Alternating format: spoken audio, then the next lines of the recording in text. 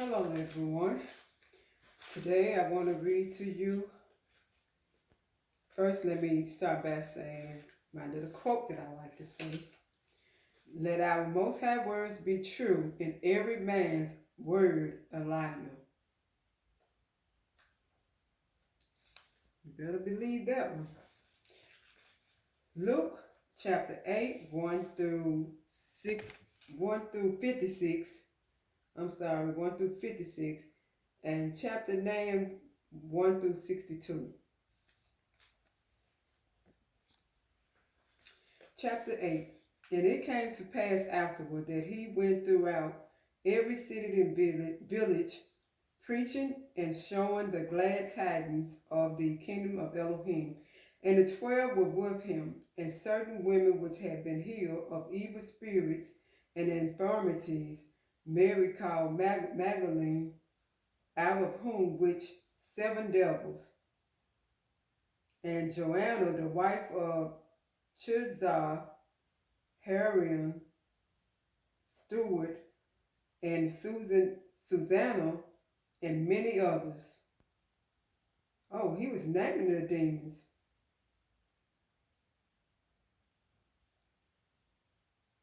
No. Which minister unto him their substance. Maybe he was the one that had many wives, maybe. And when much people were gathered together and were come to him out of every city, he spake by a parable. A sower went out to sow his seed, and as he sowed, some fell by the wayside, and it was trodden down, and the fowls of the earth devoured it. And some fell upon a rock, and as soon as it was sprung up, it withered away, because it lacked moisture. And some fell among thorns, and the thorns sprang up with it and choked it. And other fell on good ground, and sprang up, and bare fruit and hundredfold. And when he had said these things, he cried, He that had ears to hear, let him hear. And his disciple asked him, saying, What might this parable be? And he said, Unto you it is given to know the mysteries of the kingdom of Elohim, but to others in parables, so they won't, be able to figure it out, I'm assuming. That seeing they may not see, and hearing they may not understand. Yep, that's what he was doing it for. You heard it there.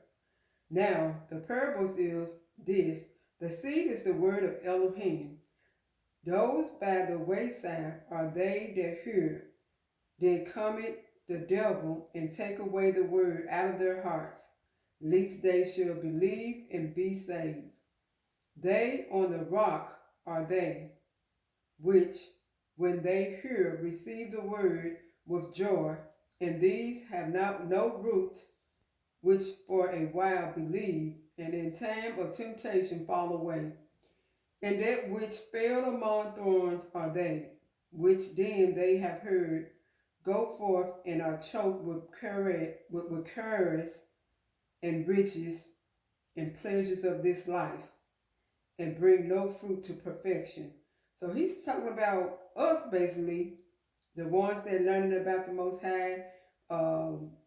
We let the devil come in and tell us something else, and then next thing you know, we following the devil, and we we supposed to be saving all this stuff and learning the Bible, and then next thing you know, somebody with a slick tongue come through and have you talking another way about the Bible, and this is a good example of some people, when they start to get rich, they forget all about them. And some people worry about stuff that's going on with them in their life. Oh, this keep happening. The devil had me like that for a long time.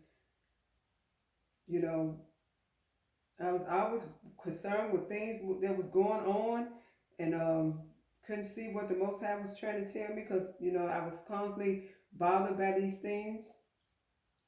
And I got choked up with cares of this world and this life. until I got out of it. And then when I started getting out the world, like he said, then things started to turn around for me a lot. And I started understanding the Bible more also. Uh, are choked with cares and riches, and then, when people get rich, now they don't need him. They forget all about praising him again. You still got to continue to praise him. If he making you rich, giving you riches, you got to still keep on praising him. And then you having pleasure of this life. No, your pleasure should be in his life, praying, praying to him without ceasing, and taking pleasure in the things that he wants us to take pleasure in, that he give us. But you always remember him wherever you go, and all the fun you have, you always, remember him. Don't forget about him wherever you go, and all the fun you have. Just say thank God for this beautiful day. You giving him praises.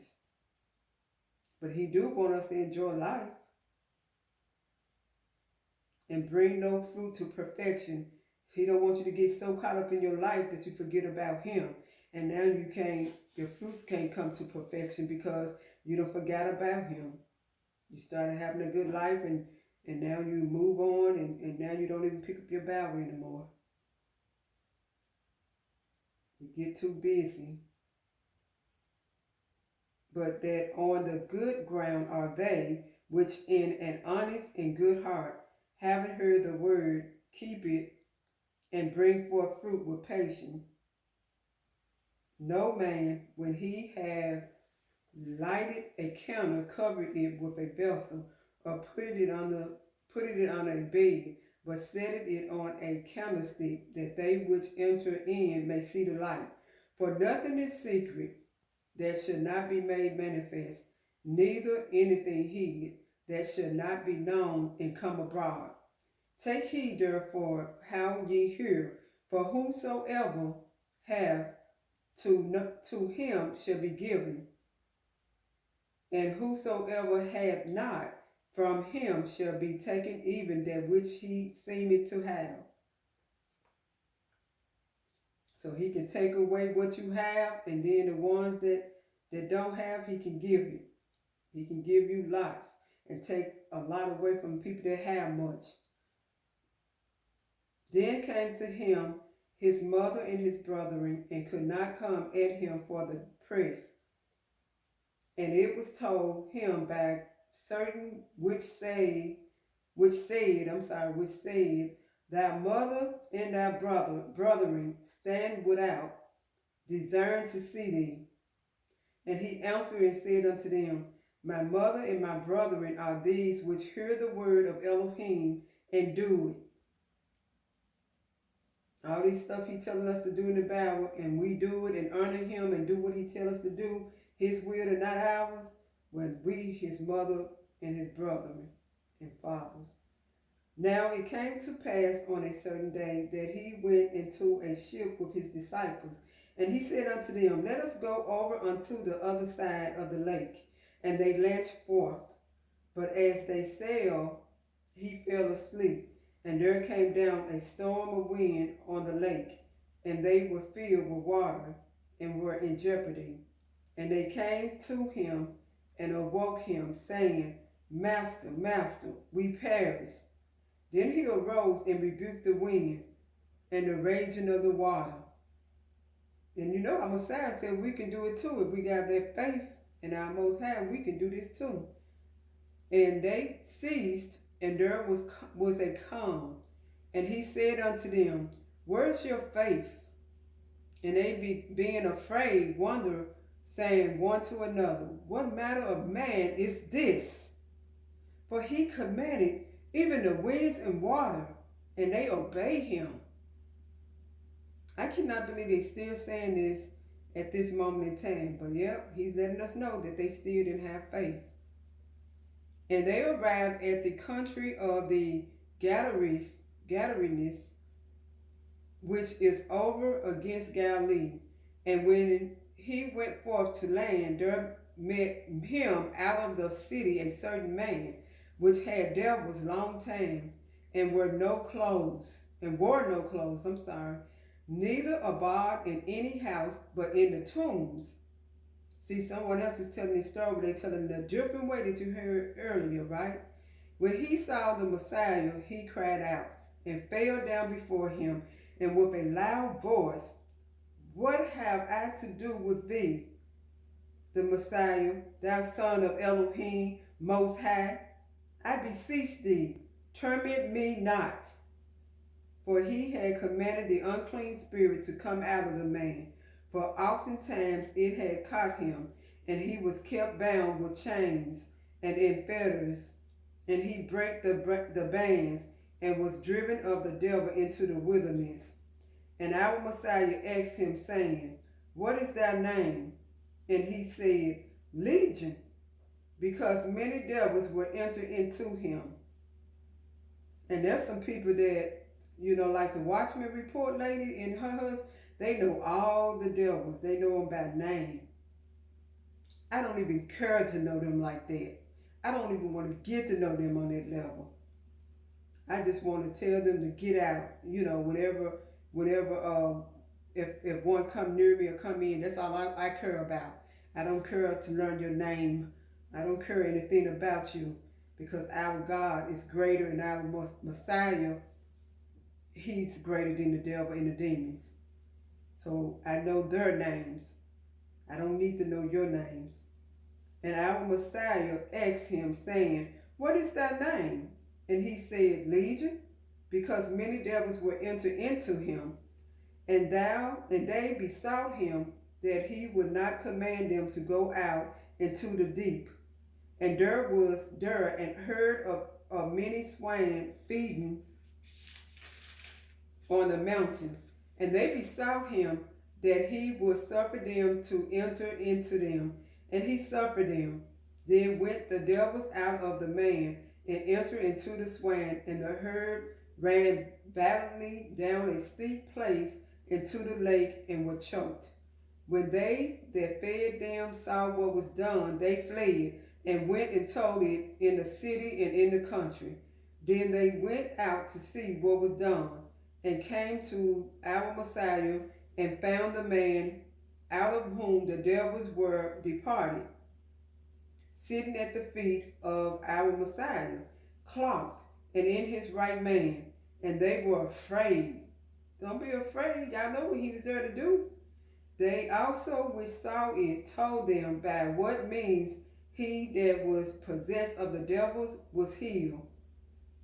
Then a whole multitude of the country of the Gadarenes round about besought him to depart from them, for they were taken with great fear. And he went up into the ship, and returned back again. Now the man out of whom the devils were departed besought him that he may be with him. And our Messiah sent him away, saying, "Return to thy own house, and show how great things Elohim had done unto thee." So he using that for our most high favor, to show everybody his power on earth while he up there. Look what for his own good. Look what he did. Our Most High did these things through our Messiah. And he went his way, and published throughout the whole city how great things our Messiah had done unto him. And it came to pass that when our Messiah was returned, the people gladly received him, for they were all waiting for him. And behold, there came a man named Jairus, and he was a ruler of the synagogue. And he fell down at our Messiah's feet, and besought him that he would come into his house. See? Look what the ruler of the synagogue did when he saw his power. For he had one only daughter, about 12 years of age, because he knew that he needed his spirit. He needed what he did to that man on his daughter.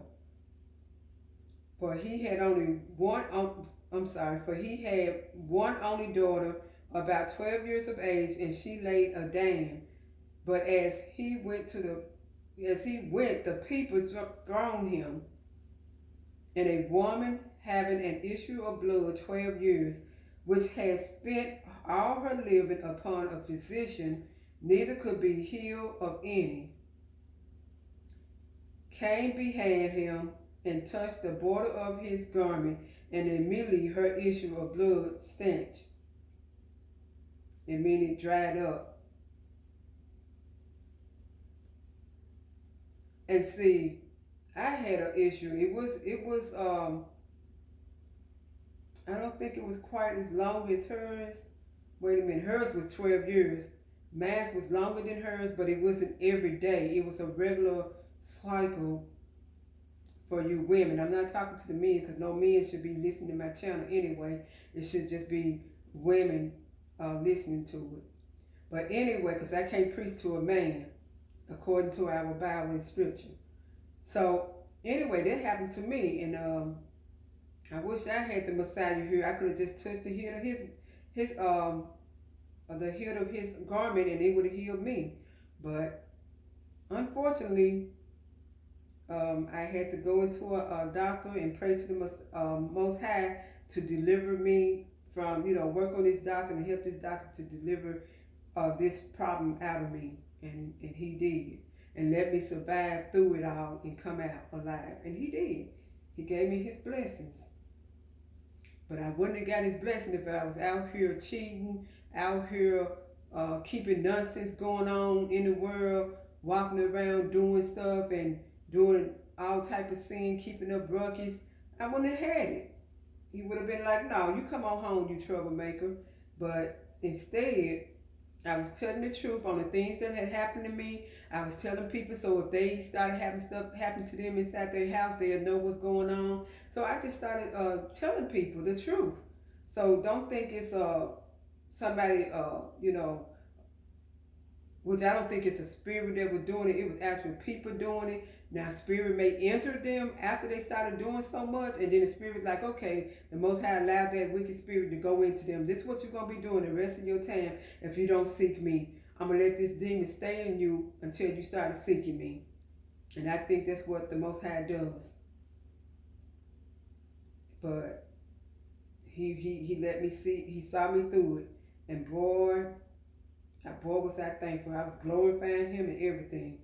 Because I didn't have to come out alive. Some sneaky demon could have entered someone, or somebody that got a demon at the hospital could have did anything to me and messed me up big time. But I had prayed before I went in and prayed when I came out. Prayed while I was going through it, while I was in there. So, and it was his will for me to come back out alive. Hallelujah. And our Messiah said, who touched me? When all denied, Peter and they that were with him said, Master, the multitude throng thee and press thee. And sayest thou, who touched me? And our Messiah said, somebody had touched me, for I perceive that virtue is gone out of me. Okay, let's see who touched him. Those of you who know the Bible already know who touched him. And when the woman saw that she was not hid, she came trembling. She was afraid that she was in trouble with him. No, not this guy. He's a good guy. And falling down before him, she declared unto him before all the people for what cause she had touched him, and how she was healed immediately. And he said unto her, Daughter, be of good comfort, thy faith hath made thee whole. Go in peace. While he yet spake,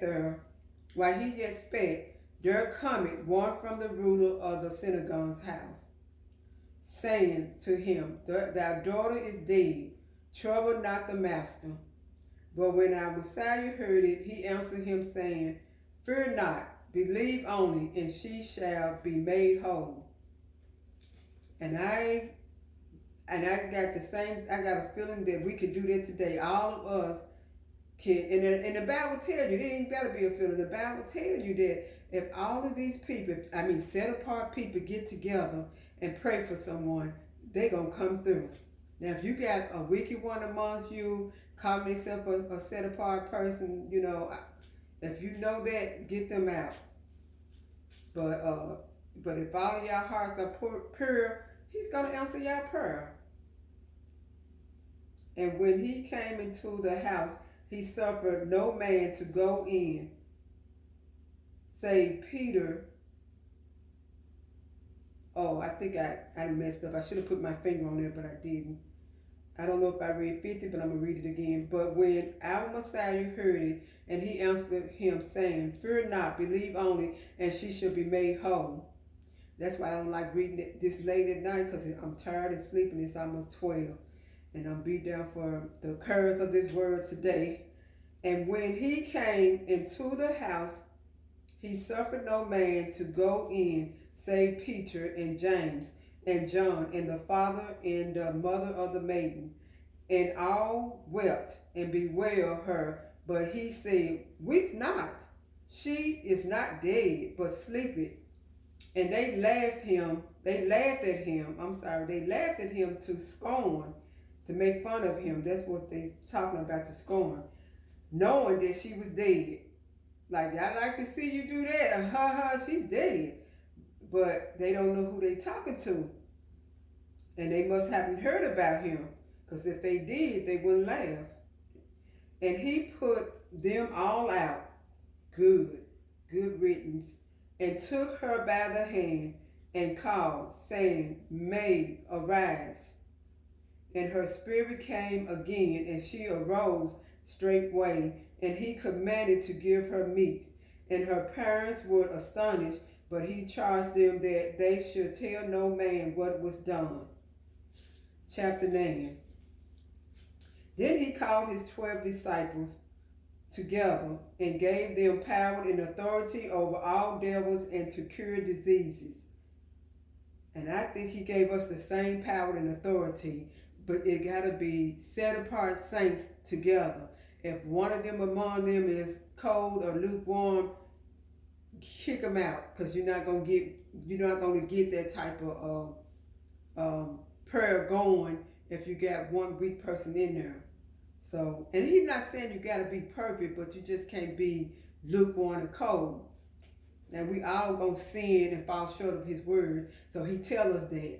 And I already told you mans, and I'm asking him to work on me with those two sins. But you know what? Something else gonna happen later on. But I just have to keep on walking and praying that the Most High stay with me if it does happen. Something else, another sin come out that's difficult to shake. I'm not going to give up. You never give up. And he sent these demons and devils hoping that you'll give up. And he sent them to preach the kingdom of Elohim and to heal the sick. And he said unto them, Take nothing for your journey, neither staves, nor strip, neither bread, neither money, neither have 2 coats apiece. In whatsoever house ye enter into, there abide, and thence depart. And whosoever will not receive you, when ye go out of that city, shake off the very dust from your feet for a testimony against them. And they departed and went through the towns, preaching the gospel and healing everywhere. See? And you can still go around and do this. But if they don't want you to come in, don't go in. Just shake your feet off their front porch and go to the next house. And they departed and went through the towns, preaching the gospel and healing everywhere.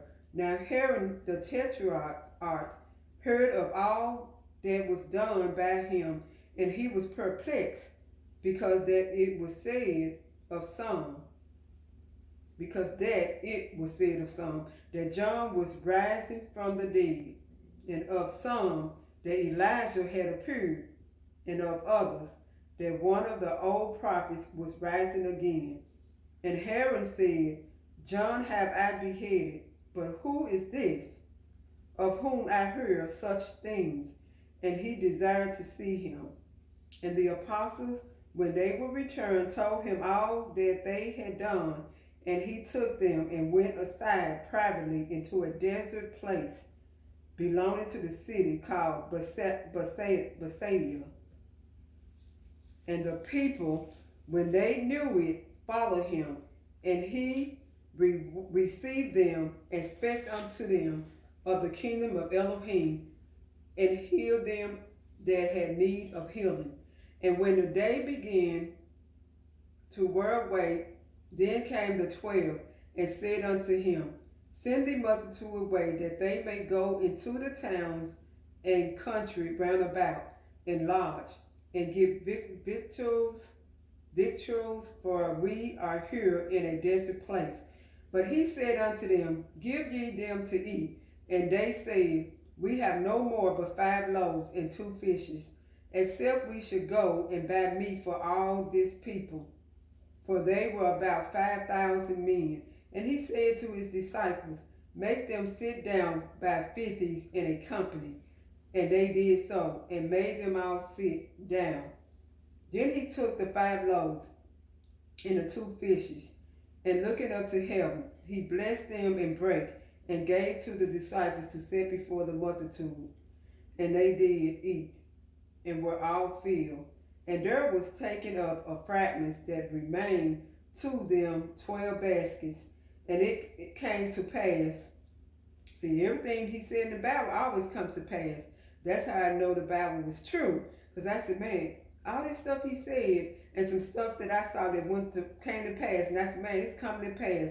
He said these things were going to happen, and it's coming to pass now. And it came to pass, as he was alone praying, his disciples were with him, and he asked them, saying, Who say the people that I am? They answering said, John the Baptist, but some say Elijah, and others say that one of the old prophet is risen again. They thought he was an old prophet that risen again. He said unto them, But whom say ye that I am? That's what he asked in his disciples. You know, who do you all say I am? Peter answering said, The Hamashiach of Elohim. And he straightly charged them and commanded them to tell no man that thing. See, he was like, This ain't time to reveal me, so don't tell nobody that. It ain't time to reveal it. Saying, but the priest and all of them should have been telling them that a man is coming whose latches we can't even tie up. They should have told them that, you know. But right now, he said, don't tell them who I am, because they may kill him before time. Saying, the Son of Man must suffer many things and be rejected of the elders and chief priests and scribes, and be slain and be raised the 3rd day. See, that's why he's telling them, don't tell nobody who I am, because all these things got to take place. I got to suffer many things. And then he don't want to die sooner, because the Most High had gave him an appointed time, and he had to be on that appointed time.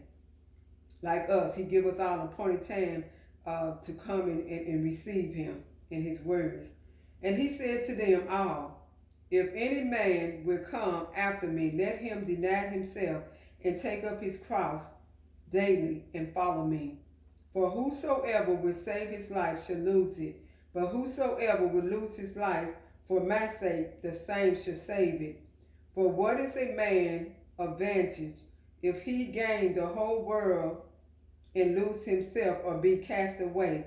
For whosoever shall be ashamed of me and of my words, of him shall the Son of Man be ashamed, when he shall come in his own glory and in his Father's and of the holy angels. But I tell you of a truth, there be some standing here which shall not taste of death till they see the kingdom of Elohim. And it came to pass about 8 days after these saying, he took Peter and John and James and went up into a mountain to pray. See, he talks about praying a lot. We definitely got to pray to the Most High if you want him to be with you throughout your life. For you young people, get on it. And as he prayed, the fashion of his countenance was altered, and his raiment was white and glistering. And behold, there talked with him 2 men, which were Moses and Elijah, who appeared in glory in respect of his decease, which he shall accomplish at Jerusalem. But Peter and they that were with him were heavy with sleep. And when they were awake, they saw his glory, and the two men that stood with him.